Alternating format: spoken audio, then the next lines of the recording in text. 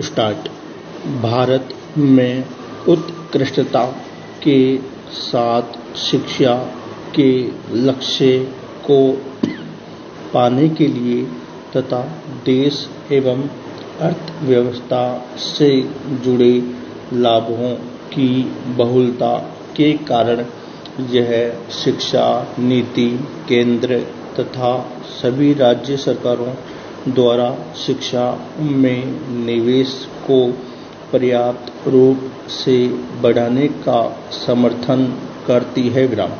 शिक्षा में सार्वजनिक निवेश को बढ़ाने हेतु केंद्र एवं राज्य सरकारें मिलकर काम करेगी, जिससे कि शिक्षा निवेश को सकल घरेलू उत्पाद तक पहुंचाया जा सके।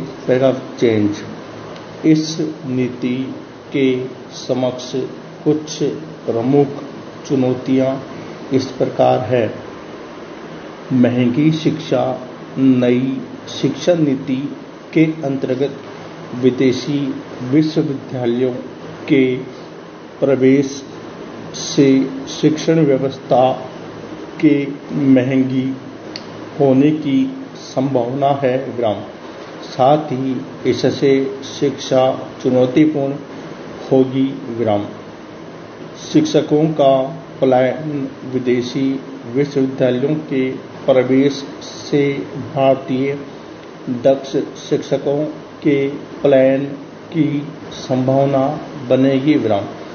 संसद की अवहेलना। विपक्ष का आरोप है कि भारतीय शिक्षा की दिशा एवं दशा तय करने वाली इस नीति को अनुमति देने में संसद की प्रक्रिया का उल्लंघन किया गया है। मानव संसाधन का अभाव। वर्तमान प्रारंभिक शिक्षा में कुशल शिक्षकों का अभाव है। ऐसे में राष्ट्रीय शिक्षा नीति 2020 के तहत प्रारंभिक शिक्षा हेतु की गई व्यवस्था के क्रियान्वयन में व्यवहारिक समस्याएं देखी जा रही है। चेंज। किसी भी समाज व देश के सर्वांगीण विकास के लिए शिक्षा एक आवश्यक व अनिवार्य तत्व है। तथा इस आवश्यकता की पूर्ति के लिए एक राष्ट्र के द्वारा व्यापक राष्ट्रीय शिक्षा नीति का निर्माण किया जाता है। भारत सरकार द्वारा स्वीकृत राष्ट्रीय शिक्षा नीति 2020 इसी दिशा में एक महत्वपूर्ण पहल है। नई नीति को पुरानी शिक्षा नीतियों की कमियों को दूर करने एवं वर्तमान में 21वीं सदी की आवश्यकताओं के अनुरूप बनाने का प्रयास किया गया है। जिसमें स्कूली व उच्च शिक्षा में पाठ्यक्रम, परीक्षा पद्धति, मूल्यांकन, नए पहलुओं का समावेश, संरचनागत विस्तार, भाषा विकास व संरक्षण, विषय एकरूपता, अनुसंधान, प्रौद्योगिकी आदि तथ्यों पर विशेष बल दिया गया है, जिससे कि देश की समृद्ध प्रतिभा और संसाधनों का सर्वोत्तम विकास व संवर्धन तथा व्यक्ति, समाज, राष्ट्र और विश्व की भलाई की जा सके। चेंज।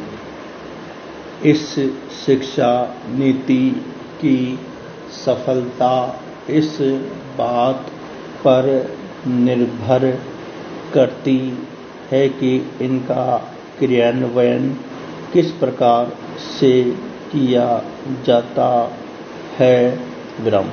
अतः यह कहा जा सकता है कि भारत सबसे युवा जनसंख्या वाला देश है और इन युवाओं को उच्चतर गुणवत्तापूर्ण शैक्षिक अवसर उपलब्ध कराने पर ही भारत का भविष्य निर्भर करेगा। Paragraph change.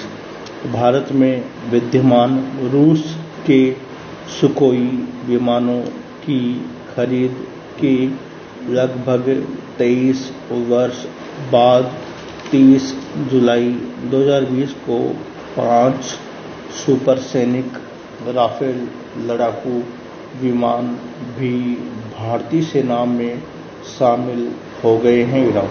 इसके आने से फ्रांस निर्मित लड़ाकू विमानों की